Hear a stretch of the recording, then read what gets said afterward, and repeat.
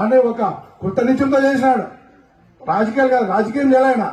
ఈ పొద్దున ఈ మన తలపమలం పూర్తి వ్యవసాయం మీద ఆధారపడింది.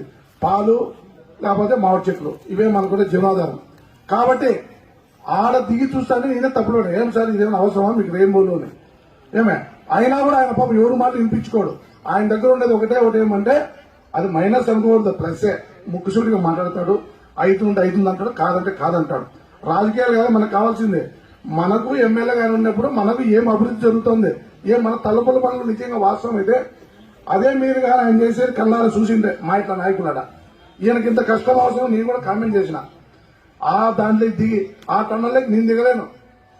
ఆయన దిగిపోయి 4 సార్లు ఎక్కి ఆ రెండే దాన్ని బ్లాస్టింగ్ చేయించి ఈ పద్ధతి అడ్డేపించుకుంటా వాళ్ళ సొంతం తమ్ముడే చేసినాడు, వేరే చేయడు. నేను కూడా చేయను ఆయన చెప్పినా కూడా. ఏం మాకే కాదు మరి ఏమో ఉండాలని వాళ్ళ తమ్ముడిలో ఉండే వేరే వాళ్ళకి చేయరు అది.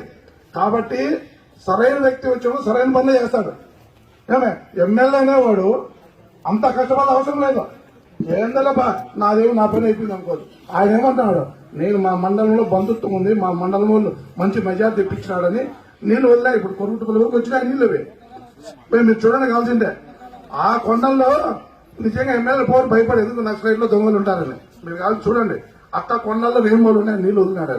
అది కూడా ఆయనకు మన కుట్టతిగా ఆయనకు నిజంగా మీరు రుణపడి ఉండాలి మన రైతులుగా ఏమే. కాబట్టి ఖచ్చితంగా 100% మళ్ళా ఎమ్మెల్యే అవుతాడు, మనం మంచి మెజార్టీ ఇస్తాము. ఈ ఉత్సాహమే కనపడుతుంది. ఎవరు పంగపోయి ఎవరు వచ్చినా అందరూ స్వతంత్రత పార్టీ మీద అభిమానంతో వచ్చినారు. కాబట్టి మనకు ఇట్లా ఎమ్మెల్యే కష్టపడేవాడు కావాలని నాన్నగారు మనం కూడా అందరూ కోరుకోవాలా. ఆయన రాజకీయం చేయాల, ప్రతి ఒక్కటి కూడా నేను ఏదో ఒకటి చేయాలా, నేను ఎమ్మెల్యే అయిన దానికి ఆయన ఉన్నాడు. కాబట్టి ఖచ్చితంగా ఈ ఇట్లా ప్రోగ్రామ్ సక్సెస్ దానికి ఈ వాలంటీర్లకు ఈ గృహచారితులకు అందరికీ మా ధన్యవాదాలు.